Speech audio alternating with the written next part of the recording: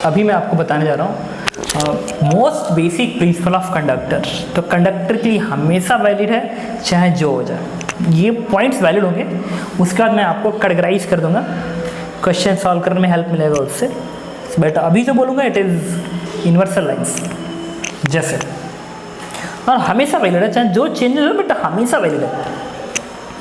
देखिए एक कंडक्टर है पूरा, इसके बाहरी सरफेस पे Q2 चार्ज है और इस एटमॉस्फेयर में Q1 चार्ज है। एक कंडक्टर है तो सरफेस पे Q2 चार्ज है और बाहर हवा में Q1 चार्ज रखा हुआ। इस कंडक्टर के अंदर दो कैविटी है, एक कैविटी है और एक कैविटी है। इस कैविटी के अंदर Q4 चार्ज है और इसका exactly opposite minus Q4 charge इसके सरफेस पे इंड्यूस होगा बिकॉज ऑफ गॉस लॉ। यहाँ पे भी ये Q3 चार्ज है और इसके जस्ट अपोजिट यहाँ पे माइनस Q3 चार्ज है जो इसके इनर सरफेस पे अराइज होगा। गुड। अब देखिए कंडक्टर के सरफेस पे इलेक्ट्रिक फील्ड लाइंस जो कैविटी के अंदर होंगी वो ऐसे मैंने दिखा दिया, और भी लाइनें होंगी बट मैं 3 लाइन दिखा दिया। वैसे यहाँ पे भी मैं 4 लाइन दिखा दी, बाहर की ओर मैंने कुछ लाइनें दिखा दी। ये इलेक्ट्रिक फील्ड लाइंस है, ये बता रही है कि इलेक्ट्रिक फील्ड्स किस किस रीजन में होंगे। तो इसमें इलेक्ट्रिक फील्ड होगा, इसमें इलेक्ट्रिक फील्ड होगा, इधर इलेक्ट्रिक फील्ड होगा, बट इसमें इलेक्ट्रिक फील्ड नहीं होंगी। कंडक्टर के अंदर इलेक्ट्रिक फील्ड नहीं होता है, तो कहाँ होता है, कहाँ नहीं होता है। तो ये तो कॉमन सेंस वाली बातें कर रहा हूँ जो ऑलरेडी तुम्हें पता है कि कंडक्टर के अंदर फील्ड नहीं होता है, और ये फील्ड लाइंस मैंने दिखा के रख दिया। अब एक बात है, इसमें ना 3 तरह के कैविटी की बात की जाती है। यहाँ पे बेसिकली 3 कैविटी है, 1, 2 और ये बाहर की कैविटी बेसिकली, और ये कैविटी बहुत बड़ा है, इन्फिनिटली लार्ज कैविटी है। तो मैं आपको बता रहा था कि यहाँ पे 3 कैविटी है, 1, 2 और बाहर की कैविटी, वो बड़ी कैविटी है। इस तीनों कैविटी की खासियत है कि इस कैविटी के अंदर जो इलेक्ट्रिक फील्ड होगा वो इस कैविटी के अंदर कितना चार्ज है या उसके सरफेस पे कितना है, सिर्फ इसी पर डिपेंड करेगा। जैसे अगर मैं कहूँ कि यहाँ पे पॉइंट P है, यहाँ पे इलेक्ट्रिक फील्ड बताइए, तो आपको देखना होगा कि ये जो कैविटी है इस कैविटी में टोटल कितना चार्ज है। एक Q1 है और एक इस कैविटी के इस सरफेस में चार्ज Q2 है। तो यहाँ का इलेक्ट्रिक फील्ड इस Q1 पे और इस Q2 पे डिपेंड करेगा, बाकी किसी पे नहीं करेगा। इसके अंदर चार्जेस कैसे हैं, क्या है, इस पे नहीं करेगा। इसके अंदर चार्जेस कैसे क्या है, इस पे नहीं करेगा। जैसे ये घर है, घर में बैठा हूँ, तो मेरे ऊपर जो इलेक्ट्रिक फील्ड है वो किसकी वजह से आएगा, अंडरलाइन इलेक्ट्रिक फील्ड किसकी वजह से आएगा। तो इस घर में कितने चार्ज है और इस घर का जो अंदर का सरफेस है, अंदर अंडरलाइन है, घर के अंदर का जो सरफेस है उस पर कितना चार्ज है, इलेक्ट्रिक फील्ड बस इस पर डिपेंड करता है। जितनी लाइन यूज कर रहा हूँ एक्सट्रीमली इंपॉर्टेंट लाइन, और हर कंडीशन में ट्रू है। फिर रिपीट कर रहा हूँ, इलेक्ट्रिक फील्ड, लिखो तो स्टेटमेंट, अब पूरी की पूरी लाइन अंडरलाइन होगी। Electric field at any point inside cavity is due to a charge present inside cavity as well as charge present at inner surface of cavity। तो ये जो कैविटी है, बाहर वाली कैविटी है, इस बाहर वाले कैविटी में एक चार्ज Q1 है और इस बाहर वाले कैविटी का ये सरफेस, बाहर वाला सरफेस Q2, इसकी वजह से इलेक्ट्रिक फील्ड आएगा। कोई क्या है, सुनते रहना,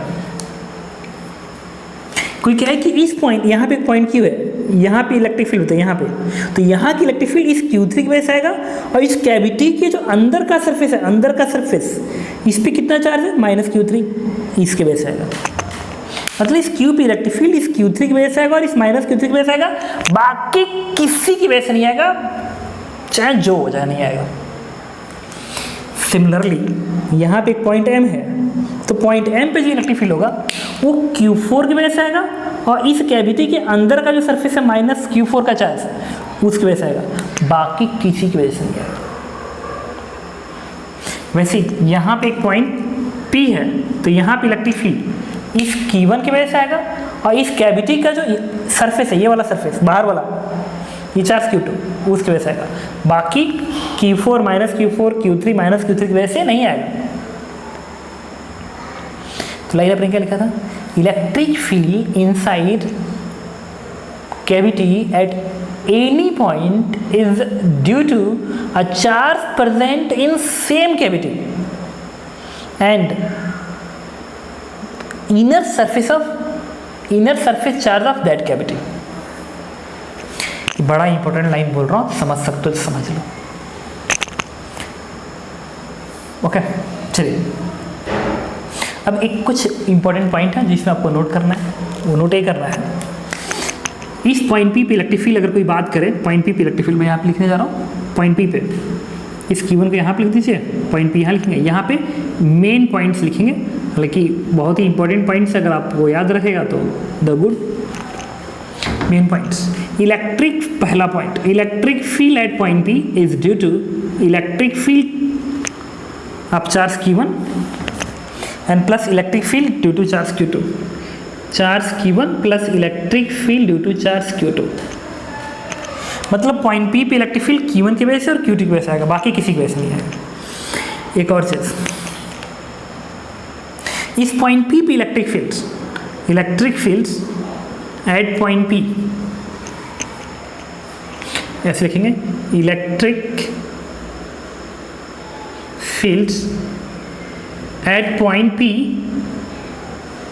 पी Q4 और माइनस Q4 की वजह से दोनों का सम 0 होगा, मतलब E of Q4 plus E of minus Q4 is 0। Point P पे आप ये लिख सकते हैं, पॉइंट पी पे एक और लाइन लिख सकते हैं, Q3 और माइनस Q3 की वजह से इफेक्ट क्या आएगा 0, electric field due to Q3 plus electric field due to minus Q3 effect will be 0। Vector sum कर सकते हैं आप, यहाँ पे दिख रहा है इसको, देखिए इसको वेक्टर सम करिए, वेक्टर सम,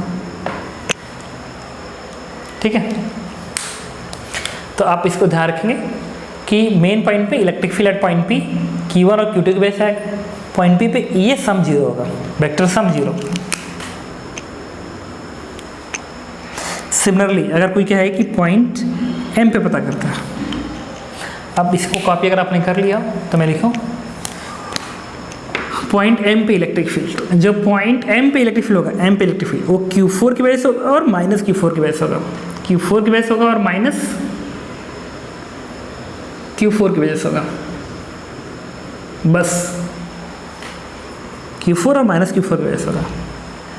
दूसरा पॉइंट M पे इलेक्ट्रिक फील्ड्स, पॉइंट M पे इलेक्ट्रिक फील्ड, M पे इलेक्ट्रिक फील्ड Q3 की वजह से और माइनस Q3 की वजह से सम क्या आएगा 0, ये होल्ड करेगा, क्योंकि ये इस कैविटी के अंदर का ही फील्ड, चार्ज का फील्ड यहाँ पे आएगा, इस चार्ज का यहाँ पे 0 बनेगा। Q2 और Q1 की वजह से भी M पे क्या आएगा 0, तो इसको ऐसे लिख सकते हैं, Q1 की वजह से फील्ड और Q2 की वजह से फील्ड का सम 0 जाएगा। तो पॉइंट M पे इलेक्ट्रिक फील्ड इसके वजह से 0 आएगा। सिमिलरली अगर कोई क्या है Q पे, तो Q पे इलेक्ट्रिक फील्ड किसकी वजह से आएगा, Q3 की वजह से और माइनस Q3 की वजह से आएगा, इन दोनों के इफेक्ट 0, इन दोनों के इफेक्ट 0। इतना पॉइंट्स फिलहाल आपको रखना है, ये तो मेजर पॉइंट्स हैं, तो ऑलवेज एप्लीकेबल पॉइंट्स हैं। कोई क्या ना बेटा यहाँ की चार्ज डेंसिटी है सिग्मा 1, यहाँ पे कोई पूछे यहाँ पे इलेक्ट्रिक फील्ड बताओ, तो यहाँ का इलेक्ट्रिक फील्ड आएगा, ये जो दोनों के वैसे लिख रहे हो ना, इसको अगर आगे बढ़ा दोगे तो बराबर होगा सिग्मा 1 अपान एप्सिलॉन, चार्ज डेंसिटी अपान, वो भी हमेशा होल्ड करेगा। कुछ समझ रहे हो क्या कर रहा हूँ? चलिए इसके बाद हम बात करते हैं,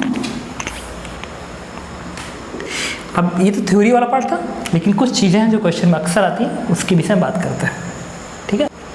तो हम लोग स्टडी कर रहे हैं case 1, in outer space no other charge या नो एक्सटर्नल इलेक्ट्रिक फील्ड, मतलब बाहर की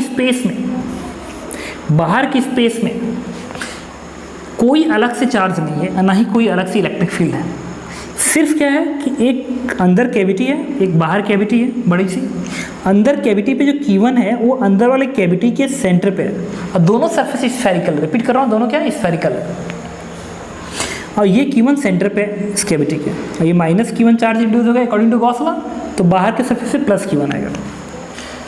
तो इसमें हम केस ए सिलेक्ट कर रहे हैं, ये कि जो Q1 चार्ज है, Q1 is at centre of cavity, Q1 is at centre of cavity. तो देखो पता करना होता है इसमें, अब इसके अंदर हम ए पार्ट के अंदर डील कर रहे हैं क्वेश्चन को, इसके अंदर हम फर्स्ट पार्ट डील करेंगे, अब पूछा जाता है ना कि इस माइनस Q1 का जो नेचर होगा वो कैसा होगा, यूनिफॉर्म होगा कि नॉन यूनिफॉर्म होगा। तो देखिए बताता हूँ। इसके लिए क्या करते हैं, हम बाहर एक पॉइंट P सिलेक्ट करते हैं, इस पे इलेक्ट्रिक फील्ड का हेल्प लेते हैं। अच्छा, इस पॉइंट P पे इलेक्ट्रिक फील्ड इस Q1 और इस माइनस Q1 की वजह से कितना आएगा, 0, क्योंकि इस कैविटी के अंदर का इलेक्ट्रिक फील्ड P पर नहीं आएगा। P पे इलेक्ट्रिक फील्ड सिर्फ इस Q1 की वजह से आएगा, न कि इस दोनों की वजह से आएगा। अब देखिए सही है ना।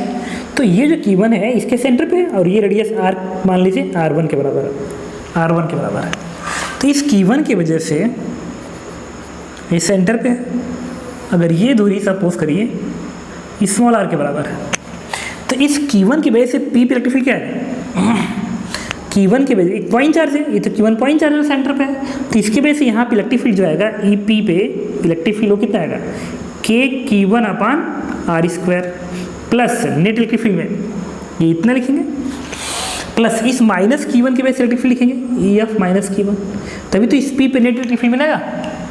इस P पे नेट इलेक्ट्रिक फील्ड इस Q1 की वजह से इतना पॉइंट चार्ज जैसा, और इस सरफेस की वजह से पॉइंट P पे इलेक्ट्रिक फील्ड लिख लिया, भी फॉर्मूला नहीं लिखा है। बट EP की वैल्यू क्या आएगी, 0 आएगी। मतलब पॉइंट P पे जो इलेक्ट्रिक फील्ड है वो नेट 0 आएगा बिकॉज ऑफ दिस 2। P पे इलेक्ट्रिक फील्ड सिर्फ इसकी वजह से आएगा, तो इन दोनों की वजह से मैंने यहाँ पे लिखा है 0, ऐसे लिख लिया। इससे पता क्या आ गया, इससे आ गया EF minus Q1 is this value is KQ upon R² minus sign आएगा। तो ये तो पॉइंट चार्ज के इलेक्ट्रिक फील्ड का फॉर्मूला है KQ/R²। इसका मतलब ये जो नेगेटिव चार्ज सरफेस फैला हुआ है वो एक पॉइंट चार्ज की तरह से यहाँ पे फील्ड दे रहा है। अब पॉइंट चार्ज की तरह से दे रहा है, इसका मतलब, और R किससे दूरी है, सेंटर से, इसका मतलब ये जो चार्ज है ना इस सरफेस का वो कहाँ एज्यूम किया जा रहा है, C पे। तो C पे एज्यूम किया जा रहा है, पॉइंट चार्ज की तरह से एज्यूम किया जा रहा है। तो अगर पॉइंट चार्ज की तरह से एज्यूम किया जा रहा है C पे, तभी तो इलेक्ट्रिक फील्ड पॉइंट चार्ज आ रहा है। ये तो सेल थ्योरम है कि सेल के केस में क्या होता है, यूनिफॉर्म चार्ज सेल के केस में क्या होता है कि बाहर वाले पॉइंट पे इलेक्ट्रिक फील्ड के लिए पूरा चार्ज कहाँ जाएगा, सेंटर, अंडरलाइन है सेंटर पे। यहाँ भी तो यही हो रहा है कि जो माइनस Q1 चार्ज है वो इस पॉइंट पे एक पॉइंट चार्ज बिहेवियर सब कर रहा है, इसका मतलब पूरा चार्ज सेंटर पे है। इसका मतलब क्या हो गया कि इसका बिहेवियर कैसा होगा, यूनिफॉर्म रहा होगा, क्योंकि ये प्रॉपर्टी यूनिफॉर्म सेल की प्रॉपर्टी है कि बाहर वाले पॉइंट पे इलेक्ट्रिक फील्ड KQ/R² आएगा और उस चार्ज कहाँ मानोगे, सेंटर पे। तो मैंने प्रूफ कर लिया कि इस माइनस Q1 को क्या होना पड़ेगा, यूनिफॉर्म डेवलप होना पड़ेगा, यूनिफॉर्म डेंसिटी का होना पड़ेगा सरफेस पे, हर जगह चार्ज डेंसिटी सेम आएगी। क्यों, क्योंकि इसका बिहेवियर कैसा है, एक पॉइंट चार्ज की तरफ से। जब ये पॉइंट चार्ज बनेगा तभी जाके हम फील्ड 0 आएगा, क्योंकि इस Q1 का तो कंफर्म इतना आएगा और इस माइनस Q1 का भी उतना ही आना पड़ेगा, इसका मतलब उसको भी पॉइंट चार्ज बनना पड़ेगा। इसका मतलब मैं कह सकता हूँ कि अगर ये Q1 इसके सेंटर पे है तो जो माइनस Q1 है, minus Q1 is uniform distributed, वो यूनिफॉर्म डिस्ट्रीब्यूटेड होगा। सेकेंड पॉइंट, अब मैं इसे हटाता हूँ। सेकेंड पॉइंट जो तुम लिख सकते हो ये, इसमें पॉइंट P पे जो इलेक्ट्रिक फील्ड आएगा इस Q1 की वजह से, इस माइनस Q1 की वजह से, नेट सब 0 जाएगा। अब इसे हटाता हूँ, ऐसे रहने दो। अब हमें बात करना है किसका, इस प्लस Q1 का डिस्ट्रीब्यूशन, प्लस Q1 का। तो इस प्लस Q1 का, भाई प्लस Q1 है तो इसके ऊपर फैला हुआ है, तो इस कैविटी के किसी भी पॉइंट पे अगर इलेक्ट्रिक फील्ड पूछो, इस कैविटी के किसी भी पॉइंट पे इलेक्ट्रिक फील्ड, इवन इधर कहीं पूछो, तो इस Q1 की वजह से 0 आएगा ना। भाई ये Q1 इलेक्ट्रिक फील्ड कहाँ देगा, बाहर आता ना, किसी कैविटी में इलेक्ट्रिक फील्ड खुद के अंदर के चार्ज की वजह से होता है, बाकी के दूसरे जगह पे उनका इफेक्ट 0 आता है। इसका मतलब इस Q1 का इफेक्ट बाहर के दुनिया में आएगी, बाहर की कैविटी में आएगी। इस Q1 का इफेक्ट इसके किसी भी पॉइंट पे, चाहे इसके अंदर के किसी पॉइंट पे नहीं आएगा। इसका मतलब हो गया कि ये Q1 इस अपने सरफेस के अंदर के किसी भी पॉइंट पे इलेक्ट्रिक फील्ड नहीं दे सकता है। ये Q1 इस कैविटी का पार्ट है तो इधर ही फील्ड देगा, अंदर नहीं देगा। अगर अंदर नहीं दे रहा, कहीं नहीं दे रहा, फिर सेल थ्योरम लग गया। इस शेल के अंदर यूनिफॉर्म चार्ज डेंसिटी का सरफेस का चार्ज है तो अंदर के हर पॉइंट पे इलेक्ट्रिक फील्ड 0 आता है। इसका मतलब अगर ऐसा क्वेश्चन देता है और Q1 अगर सेंटर पे है तो इस प्लस Q1 का जो बिहेवियर आएगा आउटर सरफेस पे, ये क्या होगा, अगेन यूनिफॉर्म नेचर होगा, तभी जाके अंदर वो फील्ड जीरो डेवलप करेगा। तो ये जो बिहेवियर होता है वो सरफेस चार्ज का होता है, ये पॉइंट चार्ज का थोड़ी बात। सर ये प्लस क्यू मैं कंफ्यूज हो रहा हूँ कि यहाँ का, अरे काहेगा, ये तो पॉइंट चार्ज है, प्लस Q1 तो यहाँ पे दिखेगा। सरफेस पे ना पता करोगे कि यूनिफॉर्म है कि नॉन यूनिफॉर्म, ठीक है। तो Q1 अगर सेंटर पे है तो तुम इस चीज़ को लिख सकते हो कि ये माइनस Q1 यूनिफॉर्म होगा और ये भी यूनिफॉर्म होगा।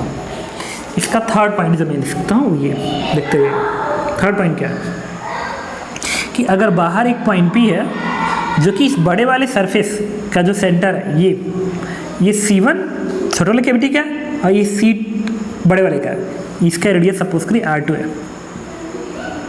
और ये दूरी सपोज करिए बड़े वाले के सेंटर से ये दूरी स्मॉल r है, स्मॉल r है। तो कोई पूछे कि इस पॉइंट P पे इलेक्ट्रिक फील्ड कितना होगा बाहर वाले पॉइंट पे, तो इस पॉइंट पे इलेक्ट्रिक फील्ड आप सिर्फ इसके वजह से लिखेंगे और यूनिफॉर्म डिस्ट्रीब्यूटेड है तो पूरा चार्ज कहाँ पाएगा, सेंटर पे। तो ये इलेक्ट्रिक फील्ड आएगा K/r², and this is answer.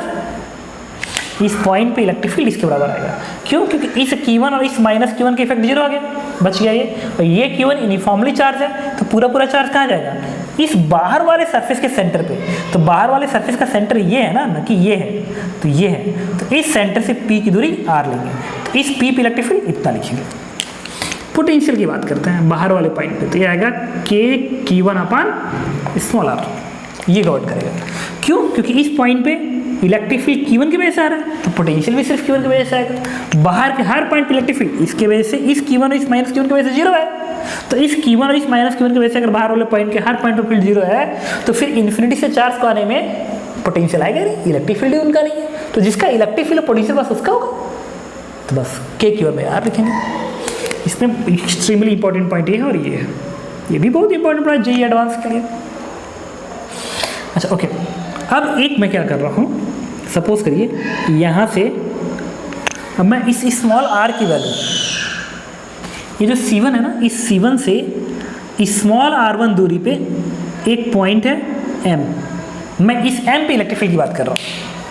इस C1 से R1 दूरी पे एक पॉइंट M है, फोर्थ पॉइंट इंपॉर्टेंट पॉइंट है।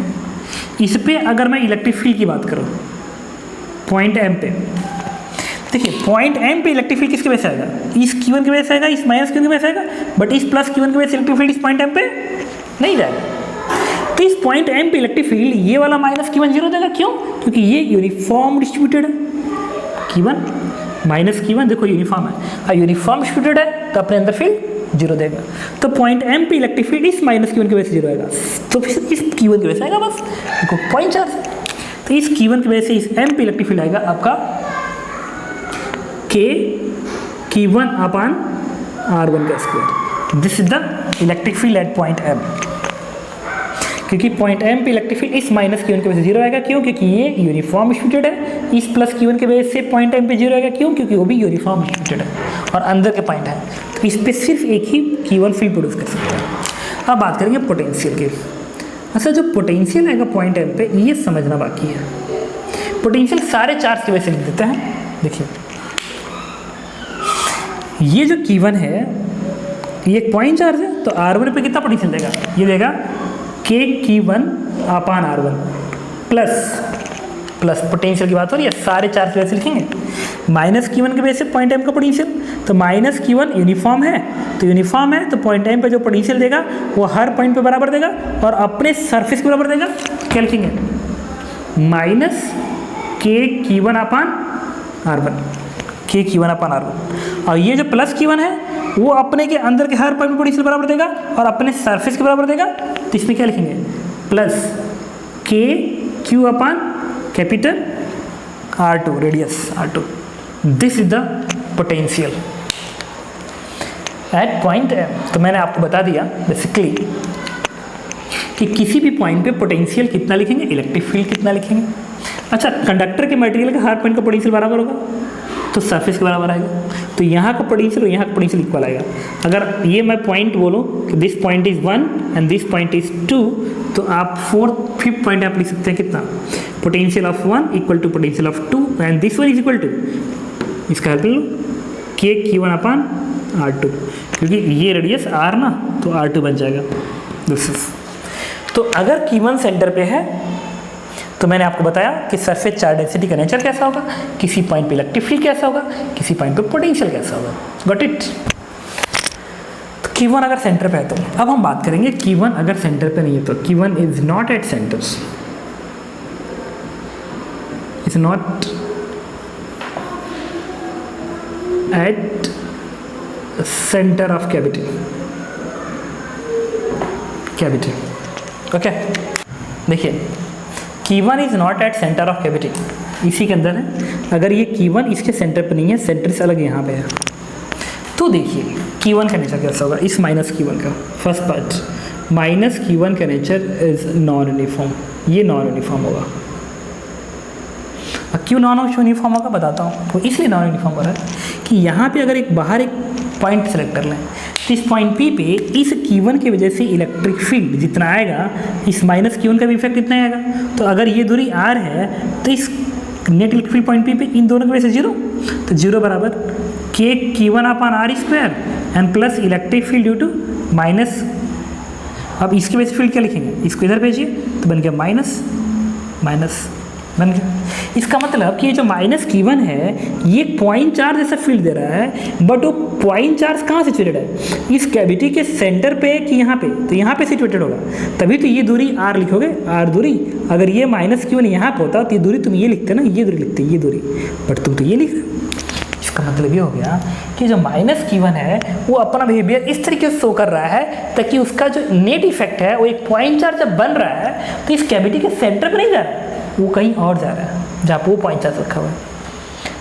तो यूनिफॉर्म सेल के केस में वो चार्ज कहाँ जाता है, सेंटर पे। अब की बार तो सेंटर पे है नहीं, इसका मतलब यूनिफॉर्म नहीं है, क्योंकि अगर यूनिफॉर्म होता तो कहाँ जाता, सेंटर पे, कैविटी के सेंटर पे जाता। तो माइनस Q1 अगर यूनिफॉर्म होता तो सेंटर पे जाता, बट आ रहा है यहाँ पे कन्फर्म माइनस Q1 क्या होगा, non uniform. It is non uniform. ये बेसिक पॉइंट है, ध्यान रखना है। सेकेंड पॉइंट हम बात करेंगे Q2 का, इस प्लस Q1 का। तो प्लस Q1 इज यूनिफॉर्म। वो यूनिफॉर्म क्यों हो रहा है देखना, वो यूनिफॉर्म इसलिए बन रहा है, बेसिकली इसलिए बन रहा है क्योंकि इस पॉइंट पे इलेक्ट्रिक फील्ड जो होगा वो सिर्फ इस Q1 और इस माइनस Q1 की वजह से होगा। इस प्लस Q1 की वजह से तो यहाँ पे इलेक्ट्रिक फील्ड आएगा नहीं, क्योंकि इस कैविटी के अंदर के किसी भी पॉइंट पे इलेक्ट्रिक फील्ड बाहर वाले कैविटी का चार्ज का जीरो आता है, ये थ्योरम है। तो हर पॉइंट पे जीरो देगा, हर पॉइंट पे, तो इधर भी हर पॉइंट पे जीरो देगा, क्योंकि इसका इफेक्ट सिर्फ इधर आएगा, अंदर कहीं नहीं आएगा, इवन कंडक्टर पे भी नहीं आएगा, सिर्फ इस रीजन में आएगा। तो इसके हर पॉइंट पे इलेक्ट्रिक फील्ड जीरो दे रहा है, हर पॉइंट पे जीरो दे रहा है। तो एक शेल है जो अपने अंदर हर पॉइंट पे फील्ड जीरो दे रहा है, इसका मतलब चार्ज कैसा डिस्ट्रीब्यूटेड है, यूनिफॉर्म। तो मैं बताया कि अगर ये चार्ज Q1 सेंटर पे होता तो माइनस Q1 यूनिफॉर्म होता, अगर ये Q1 सेंटर पे नहीं है तो माइनस Q1 नॉन यूनिफॉर्म होगा, और प्लस Q1 तो क्या होना है, यूनिफॉर्म ही रहेगा। अब बात करते हैं थर्ड पॉइंट्स इलेक्ट्रिक फील्ड के लिए। अगर ये बड़े वाले का सेंटर C है, यहाँ पे है, और यहाँ से R दूरी पे एक पॉइंट P है, तो P पे जो इलेक्ट्रिक फील्ड होगा वो सिर्फ K Q1/R का स्क्वायर होगा, और जो पोटेंशियल होगा P पॉइंट पे वो K Q1/R होगा, नथिंग एल्स, बस यही होगा। क्योंकि इस पॉइंट पे इलेक्ट्रिक फील्ड इसके वजह से आएगा, और बाहर के पॉइंट पे इलेक्ट्रिक फील्ड इन दोनों की वजह से है नहीं, तो पोटेंशियल भी क्यों आएगा, बस इतना ध्यान रखना है। और अंदर वाले पॉइंट पे इलेक्ट्रिक फील्ड निकालना नॉट ईजी, क्यों, क्योंकि ये जो सरफेस है ना, ये सरफेस, इसका डिस्ट्रीब्यूशन कैसा है आपको पता नहीं है, तो इतना ध्यान रखेंगे। चलिए केस 1 हमने डिस्कस कर लिया। अब केस, तो इसमें क्या है कि कैविटी है, ये Q1 इसकी कैविटी के सेंटर पे है, तो माइनस Q1 यहाँ पे प्लस Q1, और बाहर एक चार्ज Q2 है, और एक अलग से एक्सटर्नल इलेक्ट्रिक फील्ड ये है। तो कोई पूछे माइनस Q1 का नेचर, तो मैं रिपीट कर रहा हूँ, माइनस Q1 का जो नेचर होता है दिस इज यूनिफॉर्म, ये यूनिफॉर्म होता है।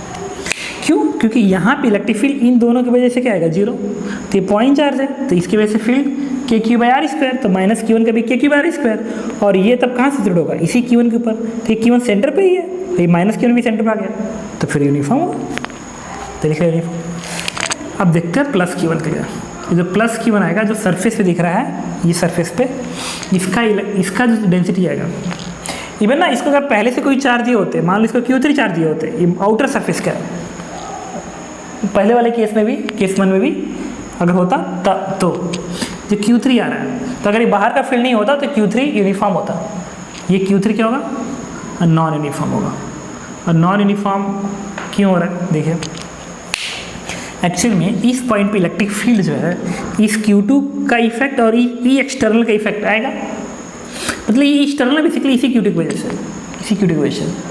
तो अगर इस Q2 का इलेक्ट्रिक फील्ड इस पॉइंट पे आ रहा है पॉइंट चार्ज जैसा, तो इसका भी आएगा उतना ही अपोजिट आएगा, तभी तो कैंसिल आउट होगा। अगर ये Q2 इस पॉइंट पे इलेक्ट्रिक फील्ड इधर दे रहा है, तो ये Q3 को भी अपने आप को ऐसे रिडिस्ट्रीब्यूट करना पड़ेगा कि इलेक्ट्रिक फील्ड ऐसे दे। तो जब Q3 अपने अंदर इलेक्ट्रिक फील्ड देगा तो ये तो नॉन यूनिफॉर्म होगा क्योंकि अंदर दे रहा है, तो ये कंडीशन आएगा। एक और चीज, थर्ड पॉइंट मैं बात कर रहा हूँ आपसे, बाहर के पॉइंट पे कोई पूछे इलेक्ट्रिक फील्ड वगैरह तो इट इज़ वेरी डिफिकल्ट, क्योंकि ये नॉन यूनिफॉर्म डिस्ट्रीब्यूटेड है और नॉन यूनिफॉर्म है, तो इलेक्ट्रिक फील्ड निकालना बाहर वाले पॉइंट पे बहुत ही मुश्किल है, क्योंकि इसका पता नहीं है कैसे डिस्ट्रीब्यूटेड है। लेकिन अगर इसके सेंटर से R1 दूरी पे एक पॉइंट P है जो कि अंदर है, और पॉइंट P पे इलेक्ट्रिक फील्ड पूछे तो निकाल सकते हैं। क्यों? क्योंकि इस Q2 और इस Q3 का इफेक्ट पॉइंट P पे 0 आएगा, माइनस Q1 यूनिफॉर्म है तो ये P पे 0 फील्ड देगा, तो सिर्फ Q1 की वजह से आएगा पॉइंट P पे फील्ड, वो कितना आएगा KQ1/R1 के square, and this is answer. तो आप ध्यान रखना, ये सेकेंड केस है, ठीक है।